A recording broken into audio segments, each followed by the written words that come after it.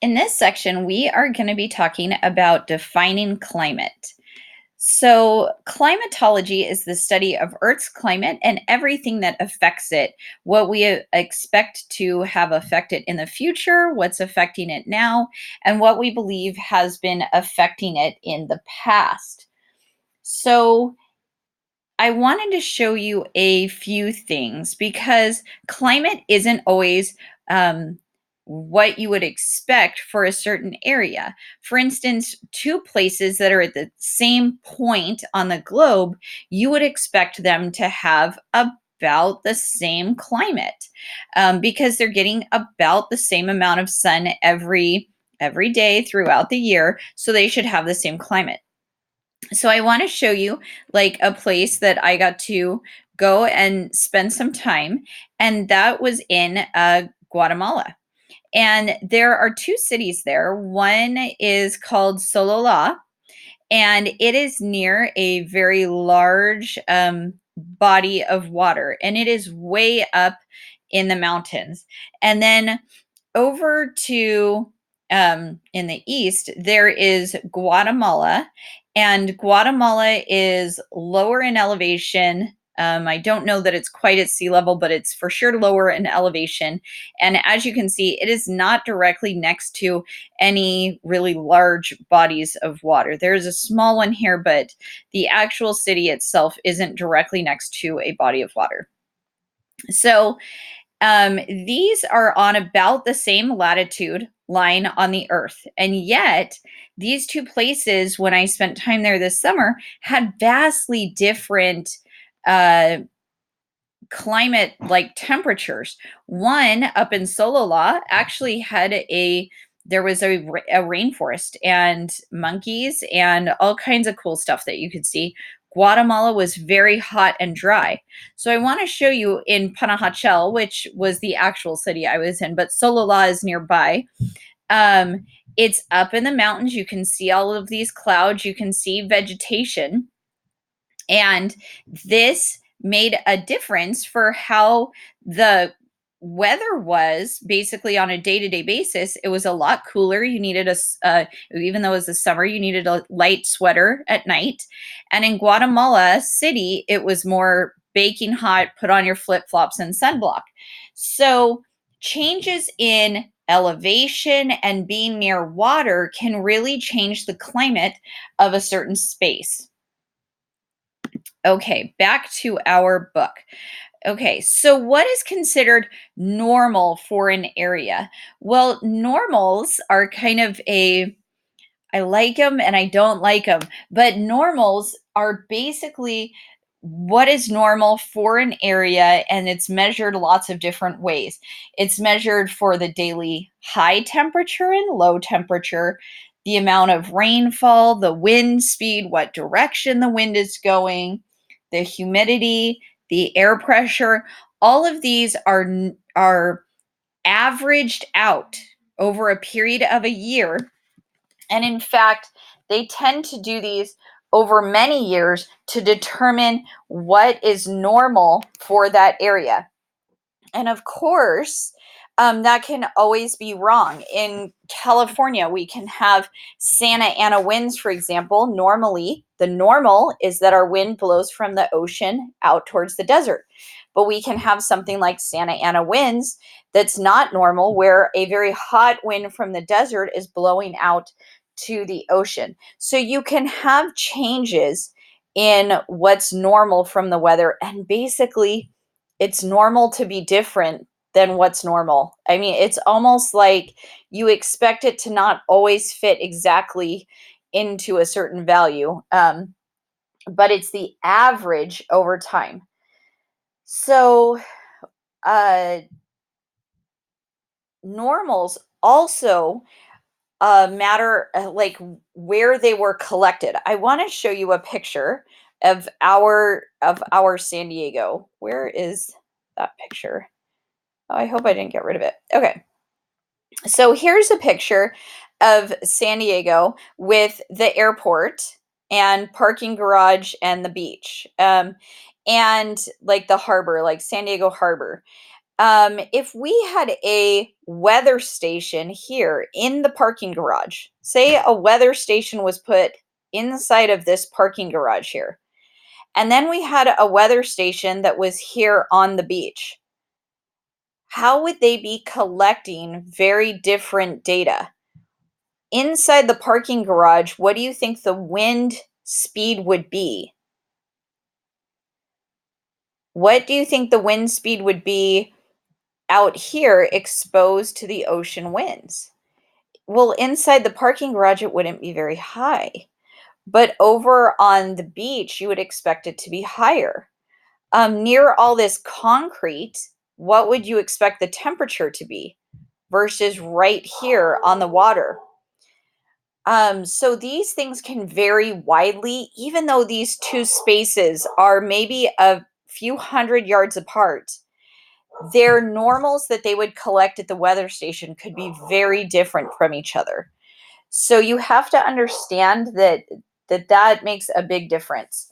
Um, so if weather data is so often wrong or incorrect or so dependent on where you collect it, because obviously somebody that's going to spend the day at the beach wants to know what the temperature was taken from the beach, but somebody that works here in the city wants to know how they should dress for work in the city part.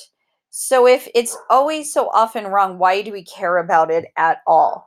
And that's because you want to know when you move to a place or go to a place how long it will be freezing, how long it will be overheating or really hot, what kind of things you have to buy to prepare yourself for that. You want to know if you're farming, like what kind of crops you can plant, when the harvest will be, like how long the growing cycle will be. Those are all reasons that we look at that at all and don't just give up on looking at that information. So, what can cause changes in a climate? So, like we discussed earlier with like Panahachel, you can have differences in latitude, so different places north or south on the map. You can have different topography, so up in the mountains. You could have be closer to large bodies of water like lakes or oceans. You can have more or less moisture. You can have different global wind patterns, ocean currents, and even air masses. All of those things make a difference. So we're going to move to this picture, which I really like. In this picture, you can see that the Earth has a tilt. And because of that, because of the Earth's tilt, places like the tropics here are going to get a lot more direct sunlight.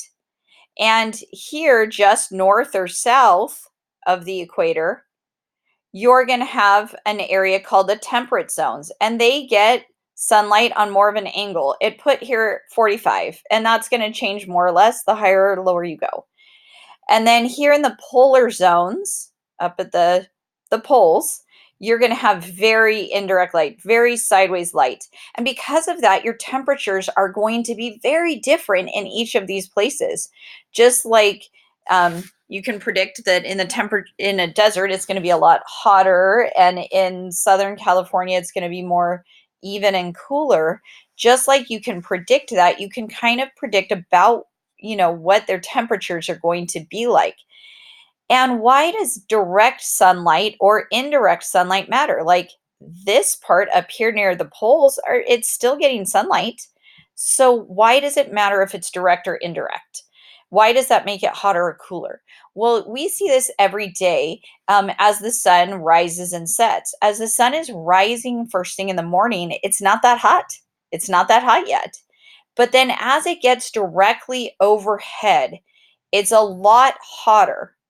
And then that heat kind of stays on the earth. But then as the sun is more at an angle to the side again, as it's setting in the west and it's setting, we can still see the sun, but it's a lot less direct and it starts to cool again. And so when the sun is directly overhead, you're just going to have a hotter temperature. So, um, we are going to look next at, oh, I think my computer froze a bit. Okay. We're going to look at Orographic lifting. We discussed this a little bit previously, and I need to make this bigger, not smaller. We discussed this previously when off of the ocean, air that's coming off of the ocean has picked up a lot of liquid from that ocean and has made clouds. And that precipitation that's in the clouds will, I'm sorry, that liquid that's in the clouds, it's not precipitation yet, it's liquid that's up in the clouds, will actually start to rise as this air mass is pushed up over a mountain. And as that cloud starts to rise, the liquid molecules will start to condense and make precipitation.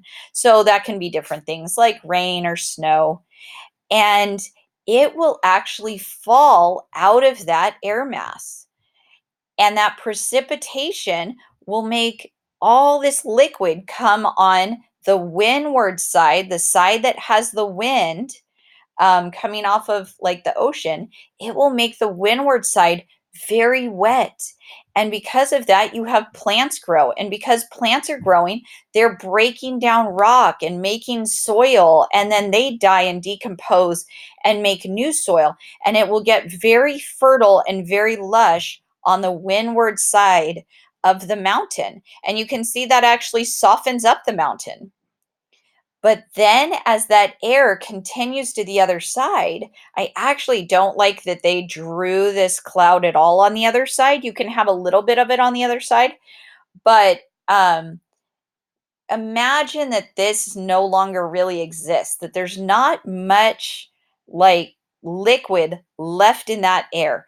And as it goes down and falls down the other side, now this air is very dry. And just like you use a hair dryer to pull liquid out of your hair, that dry air, as it passes over the ground, it's going to pull a bunch of liquid out of the ground and the plants and everything down this side of the mountain and into, usually there's a valley or something afterwards. So this happens in our deserts. You can see that on the windward side that it's a lot more vegetation, but on the leeward side, it's a lot drier, and then it's usually followed by the deserts like India or Palm Springs or La Quinta. And so in those areas, the air, just like a hair dryer, is pulling water out. So this is called orographic lifting, and it makes a difference in how the local climate is in an area. And here it shows the contrast of a windward side of the mountain and the leeward side. You can see this really distinctly in Hawaii. It's actually very interesting to see the parts that are facing the ocean and facing away from the ocean. Such a big contrast. Okay, so in this picture, I want to show you that um, air masses that are formed over the continent are called continental. So you can see there's a few continental here. So here's continental polar. They're in blue because they're very cold. So they're wet and cold. And here's a continental tropical. It's wet and warm as it moves. A maritime air mass is one that forms over the ocean, and maritime air masses, you can have tropical that are bringing water up, and you can have polar that are cold and bringing water down. By the time our maritime tropical gets to us, it doesn't have that air mass, doesn't have that much liquid left, so we tend to be drier and in droughts a lot in Southern California. Plus, we're not that great about conserving water, but um, those two things together, where the air mass doesn't bring us that much water, and then there's a lot of people and we use a lot of water, um, tends to be why we have a lot of droughts in Southern California. So that's it for this lesson. We will continue with the next one. Have a great day.